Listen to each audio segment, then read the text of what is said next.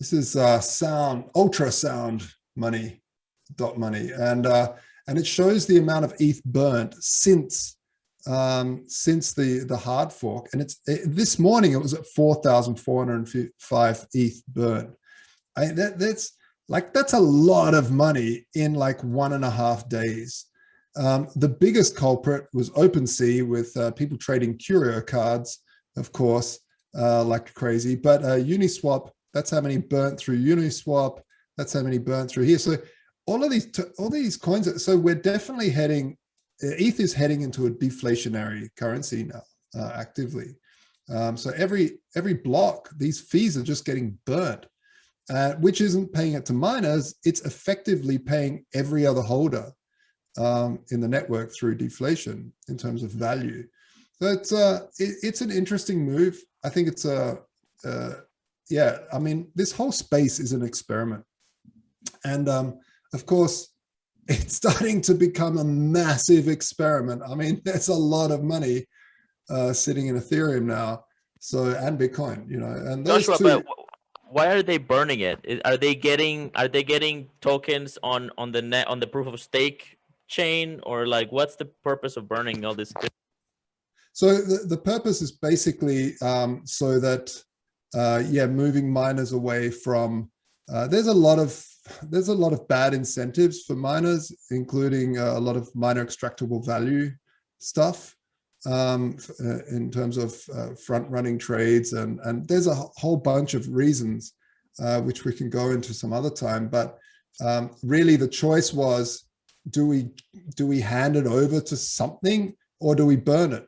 And really, if you hand it over to something, it means you have a controller, you have ultimate power of a certain group, and that's really not what you want. By giving it to no one, you're giving it to everyone, and that was kind of the point. It's like, let's give it to no one by burning it, and let's give it to everyone. So we've turned from a currency that's constantly growing more and more to one that's actually getting less and less now, because there's more fees getting used up than being created in the block rewards.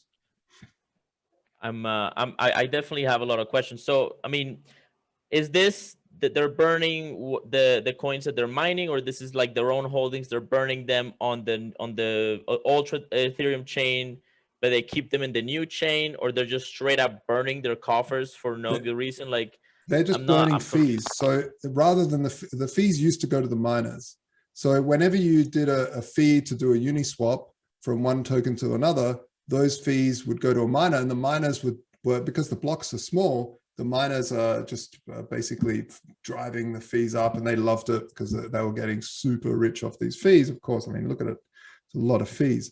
So so now basically the miners don't get those, and it's a step towards the proof of stake.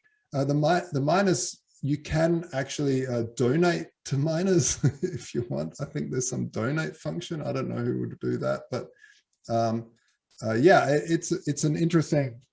I think we should do a whole show about it, actually, because it's super fascinating. Very interesting, yeah. All right, screen share off. Juan Galt, go ahead. Your thoughts on the price of Bitcoin and Ethereum? Yeah, I mean, as far as the price of Bitcoin and Ethereum, the last time that there was a flippening FOMO was actually right around the top of the 2017 bull market. As the dominance crashed, right? That's when the all-time high came, and then as the dominance recovered, the price crashed. And there's an interesting correlation going back to 2014, though we don't have as much data back then. And there's some correlations right now with the dominance crashing and the Bitcoin price rising. Basically, when Bitcoin goes up, everything else goes up. When Bitcoin goes down, everything else goes down. So I think, I mean, I don't believe that there's going to be an Ethereum flippening. I think we don't want to get complacent. You know, this is a race, and Ethereum they're pulling all the tricks. Of course, the funny thing about Ethereum changing its supply today to make it more deflationary is that if they can do it today, if they can decrease it today, why can't they increase it tomorrow, right? In 6 months, they're going to have another fork, and they might be like, well, no, actually, no, we should increase it, right? And so it just shows their centralization. It shows that they have enough political will and coordination ability to modify themselves, and that's just a big target on it. Bitcoin can't do that, and there's some benefits to that, but obviously there's some costs, right? I think we gotta stay competitive. Granted, Bitcoin is never going to be the place where you put everything on it, right? Like Ethereum is a stock market. It's just Ethereum is everything. You can throw whatever you want on Ethereum, do whatever you want on Ethereum. So yeah, you're gonna have a larger market share of stuff, but that's also part of why the fees, I'm sure, are high, right? Like, funny enough, like I remember the FUD when the FUD about Bitcoin fees going so high that you had Bitcoin Cash fork off and like all this drama, and Ethereum actually kind of launched because they were concerned about high fees on Bitcoin.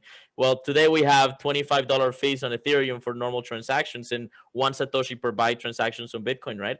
So what's going on there, right? I think Ethereum has very serious scaling issues. There's scaling issues in our own ways worse than Bitcoin's. And I don't know. I'm just curious to see how it goes, but I definitely wouldn't dare short Ethereum.